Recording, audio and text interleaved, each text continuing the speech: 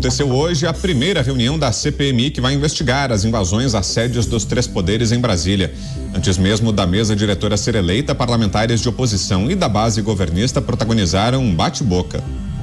Acompanhe. Houve uma tentativa de golpe, mas não conseguiram o golpe. Com articulação política, o deputado Arthur Maia foi escolhido para a presidência da comissão. Ele é aliado do presidente da Câmara, Arthur Lira. A primeira vice-presidência ficou com o senador Cid Gomes e Magno Malta será o segundo vice-presidente. Por fim, a relatoria da CPMI será de Elisiane Gama, aliada do ministro Flávio Dino, que revelou o que pensa sobre as invasões. Daqui a pouquinho a gente mostra o que disse a senadora, Elisiane Gama. Vamos então a Brasília com Cláudio Dantas.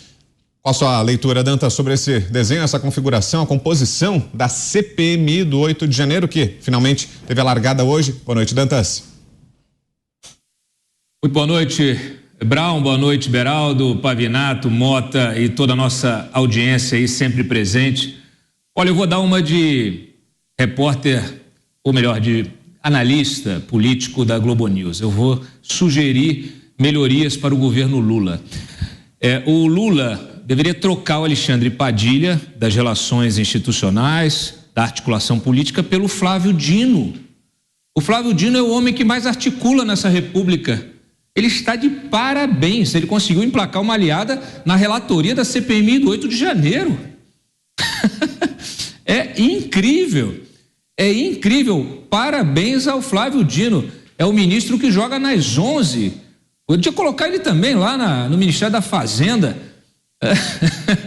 Olha, é impressionante. Elisiane Gama na relatoria da CPMI do 8 de janeiro significa que toda a nossa expectativa sobre a investigação do que aconteceu com as autoridades federais que se omitiram no 8 de janeiro, que permitiram que aquela turba invadisse os prédios públicos e quebrassem tudo, é a garantia de que não teremos nada, que não teremos indiciamento de ninguém, que tudo que foi encontrado, se não vazar para a imprensa, vai para uma gaveta bem fechada.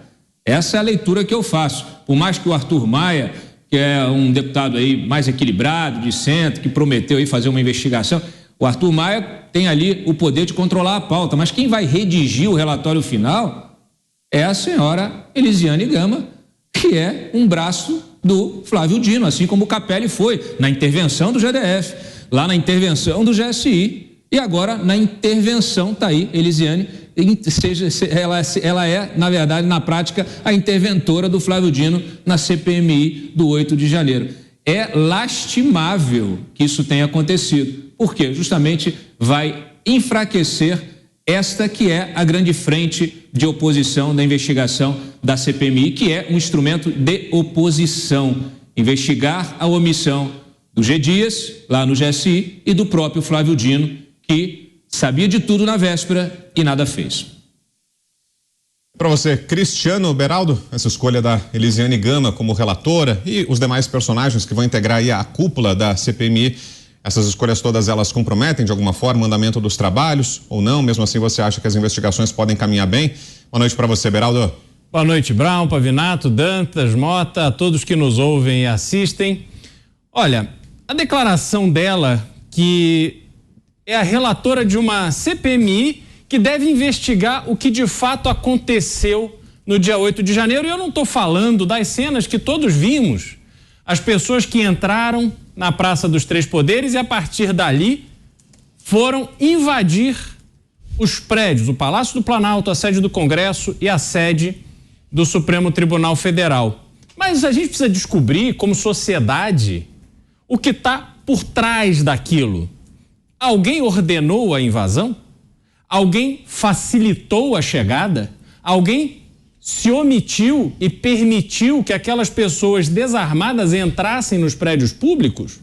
Alguém prevaricou e não colocou segurança suficiente para proteger o patrimônio público e, sobretudo, proteger a sede dos poderes da República do Brasil. Só que quando a relatora dá uma declaração que fala em golpe, aí a gente precisa entender o que é golpe. Vamos definir um golpe? Golpe é algo, é um ato, é uma busca de se derrubar um governo, no caso do Brasil, democraticamente eleito, e substituí-lo por algum outro governo. É preciso ter apoio armado. Isso que aconteceu em Cuba, isso que aconteceu na Venezuela e em tantos outros lugares. Mas era o caso aqui no Brasil? Foi isso que a gente viu no dia 8 de janeiro? Quem substituiria o poder constituído? O que se faria com o Supremo Tribunal Federal? Porque invadir o prédio? Ora, as instituições brasileiras funcionaram durante a pandemia sem que os ministros, os deputados, os senadores, o presidente da República precisasse frequentar a sede do seu poder? Do ponto de vista prático, muito pouco efeito teria você simplesmente ocupar, destruir patrimônio. Tivemos ali pessoas que cometeram crime, invadiram prédios públicos e destruíram o nosso patrimônio. Essas pessoas precisam ser responsabilizadas, mas precisam ser responsabilizadas pelo crime que cometeram e não por esse devaneio que estávamos ali diante de uma tentativa de golpe. Porque este golpe não está dado. Não tinha um novo presidente da República para ocupar aquela cadeira. Então, esta CPMI, da forma que ela está composta, trará pouquíssimas respostas para a sociedade brasileira. Não ajudará a elucidar o que está por trás das ações e omissões daquele dia. E pior, poderá servir de moeda de troca conforme a CPI do MST avançar sobre o governo e aí tentarem fazer um acordão para nada dar em nada. Esse é o Brasil. Você concorda? Roberto Mota está pessimista também em relação ao caminhar da CPMI com a composição que foi definida hoje, Mota? Boa noite. Boa noite, Brown. Boa noite, meus colegas. Boa noite, nossa audiência. Ainda é cedo para dizer, Brown.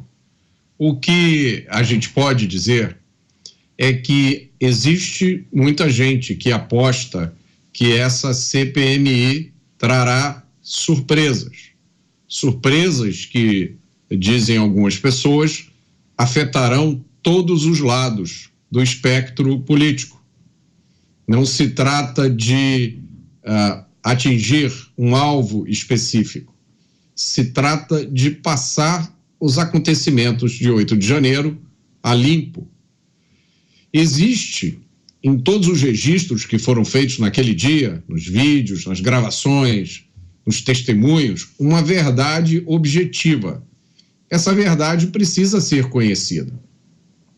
É preciso saber quem fez o que naquele dia e quais foram as motivações. Os culpados pelos crimes que possam ter sido cometidos naquele dia devem ser punidos de forma proporcional à ofensa que eles cometeram. E aqueles que não cometeram crime nenhum, que estavam apenas exercendo o seu direito constitucional de livre expressão, precisam ter a sua inocência afirmada e protegida. Tudo de acordo com o que manda o Estado de Direito, abandonando narrativas tolas, rasas e ideologicamente motivadas. E você, Tiago Pavinato, da forma como foram distribuídas essas cadeiras, o que é que você espera, Pavi? Boa noite. Boa noite. Bom, as cadeiras de lá devem estar melhores que as minhas aqui, olha. Tá um pouco torto aí, né, mano? Ó, assim aqui. Eu vou ficar aqui igual a Torre de Pisa. Mas o fato é que a relatora, a gente já sabe o que esperar dela, ela disse uma baboseira, né, que preocupa muito, que a relatora da CPMI do 8 de janeiro não saiba o enquadramento jurídico exato daquilo que ela vai relatoriar. Ela fala, tentativa de golpe. Em primeiro lugar, meus queridos, tentativa de golpe é um pleonasmo, uma redundância. Porque o golpe, quando ele tem sucesso, ele não é criminalizado. Porque o golpe que tem sucesso é um golpe, ele subverte a ordem jurídica. Golpes de sucesso, por exemplo. A não inelegibilidade de Dilma Rousseff no momento da confirmação do seu impeachment. Foi um golpe que perdurou. É um golpe. Deus se colou, é golpe. Cassação do Deltan Dallagnol. Foi um golpe. Um golpe dado, um golpe assentido, e agora nós vamos ver o que vai acontecer nessa novela, porque se não acontecer nada, o golpe valeu. Agora, o 8 de janeiro, qual crime ele se enquadra do Código Penal? No artigo 359-L, se não me falha a memória, que fala, né, do crime de golpe contra o Estado Democrático de Direito. Os crimes de golpe contra o Estado Democrático de Direito e também deposição de um governo legitimamente eleito. Bom, vamos lá. O golpe já esse crime de golpe já é a tentativa em si. O que significa esse crime de golpe? Tentar, por meio de violência ou grave ameaça, depor um governo legitimamente constituído. Então, falar em golpe já é falar em tentativa, de modo que tentativa de golpe é redundante, é um pleonasmo. Agora, qualquer pessoa comum pode incorrer nisso. Como falar, entrar para dentro, sair para fora, subir para cima, descer para baixo. Mas a relatora da CPI, que vai analisar especificamente, especialmente, este tipo penal e tudo que gravita em torno dele, quem financiou, quem se beneficiou, qual era o objetivo, de onde nasceu, quem engendrou, etc, etc, etc. A pessoa que vai fazer o relatório disso, é preocupante que ela não saiba, é crítico que ela não saiba o real enquadramento e não saiba explicar isso da maneira correta, porque se o que se pretende a partir disso é a responsabilização jurídica daqueles que incorreram no crime de golpe, igual à tentativa de abolir um governo legitimamente eleito por meio de violência ou grave ameaça, nós já começamos muito mal. Já começamos mal porque ela é uma aliada de Flávio Dino, já começamos mal porque ela não conhece com firmeza o enquadramento jurídico daquilo que está sendo analisado. E por fim, Beraldo, você falou aqui da questão de conseguir por meio das armas, etc. e tal. Infelizmente, este artigo repete, né, o costume brasileiro de se fazer mal um artigo de lei.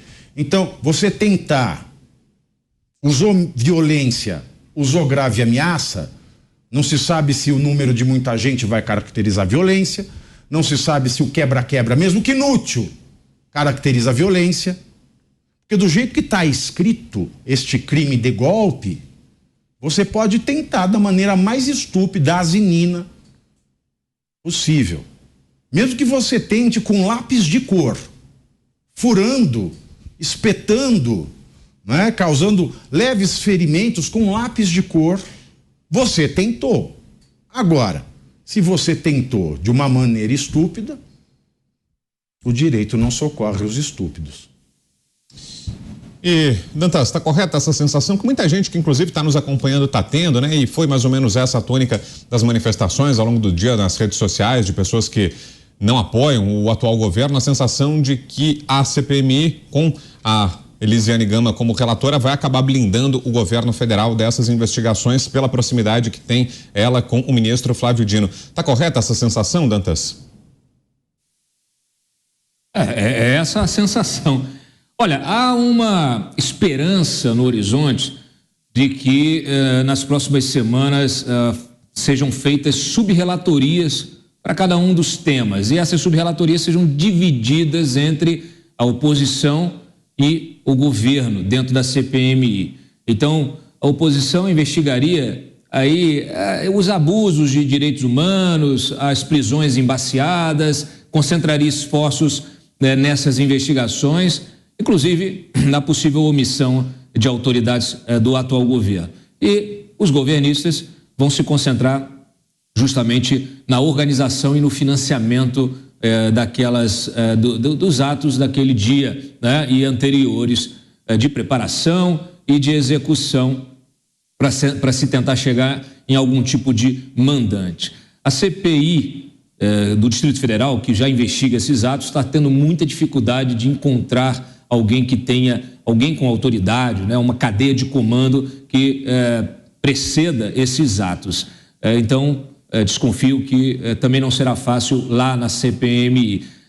Vamos dizer assim, é como se eles tivessem dividido o bolo. Cada um joga do seu lado. Só que, infelizmente, é claro que a gente vai ter barulho nisso, muita coisa que possa ser investigada, a gente vai ter a divulgação disso, o vazamento, né, desses dados, etc. e tal. Mas o que interessa é o relatório final. E o relatório final está nas mãos justamente desta aliada de Flávio Dino. Eu já vi acontecer diversas vezes e provavelmente vai acontecer nessa. A oposição vai dizer que não concorda com o relatório final, vai apresentar um relatório paralelo, que é apenas um gesto político, que não provoca indiciamento e que não é remetido para lugar algum. Ou seja, as chances dessa CPMI darem algo concreto, hoje, é próxima de zero.